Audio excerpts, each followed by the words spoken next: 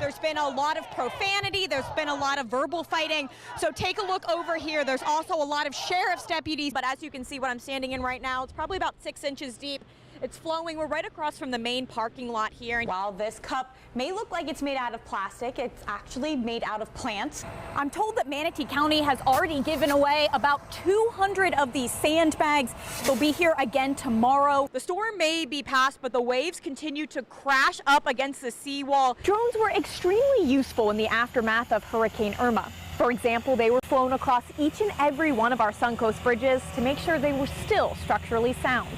Really, your only option is to go inside one of the shops or restaurants. Story right now is the storms. There are some strong storms rolling in. People, as you can see, are evacuating the beach. Deputies are investigating a shooting that left at least one man injured. Now to the death of a young migrant girl in U.S. custody who crossed the border illegally after arriving from Central America. Tonight, a man who beat and stabbed an elderly woman to death in Miami-Dade County 26 years ago is scheduled to be executed. An update now on a grisly murder in Manatee County that we first told you about yesterday. A Florida teen is behind bars charged with strangling his mother to death. It may take you longer than usual to get a new heating or air conditioning system installed in your home. Wind chill's a factor. It certainly is. I have goosebumps right now. I don't know if it's from listening to the former President Bush or if it's from the weather. That's a good point. I would like to report I am about 75% finished with my holiday shopping. On. Really? Yeah. November? I'm a planner.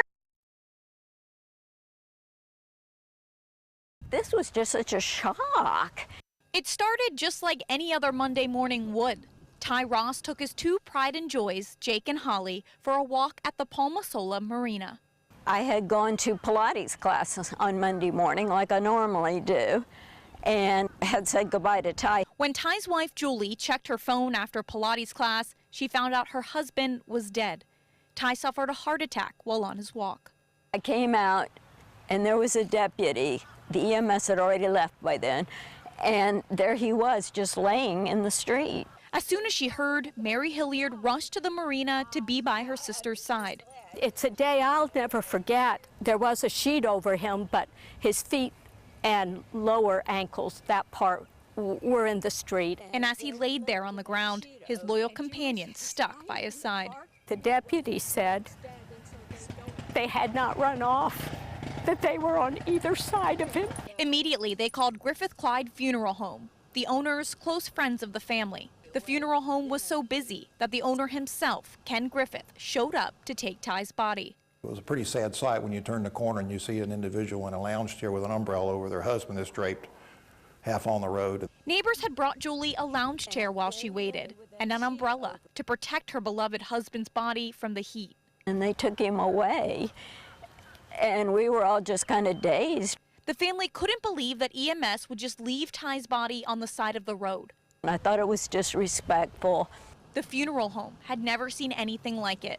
I was just surprised that she was put in that situation. Both the family and the funeral home were told that that's just Manatee County EMS's protocol. What if somebody died at the mall? Would they just leave them there? The reason I'm doing all this, or even telling my story, is I don't want it to happen to the next person. All parties involved are now calling for Manatee County EMS to change the way these things are handled. I just think that something needs to change policy-wise, that especially when somebody dies in public. I feel like my child was neglected. Amika Collins and her son, Carter, were at the right place at the right time Wednesday. When we got into this playground area, we set our stuff down and got drinks and everything, and as we climbed up on the play area, the playground, my son said to me, "Oh, look, that kid's sleeping." Collins realized the child was alone and woke him up. He got up and he was really disoriented. Collins asked the boy, whose name is also Carter, for his mother's number, which luckily he knew by heart. I work right down the road. I literally went 100 miles per hour on 59th Street to get here. Kelly Frazier demanded an explanation from those who run the camp. I asked him why did this happen, and he said the summer camp is halfway over and my counselors are getting lazy. When Frazier got Carter home, he just started saying, "Mommy, I don't feel good," and then all of a sudden he just started throwing up. She took him to Blake Medical Center, and the doctor said he was severely dehydrated and had heat exhaustion. See him like that, it crushed me. But one good thing came of the day. I don't think it was a coincidence that we were supposed to be swimming and laughing and playing, and instead thunder and lightning literally shook us over to the playground instead. A forever friendship. She is my son's guardian angel because if she wouldn't have found him, he might not be here today. The camp is run by Manatee County. The program's director, Marcus Francis, admitting his staff's faults on Friday.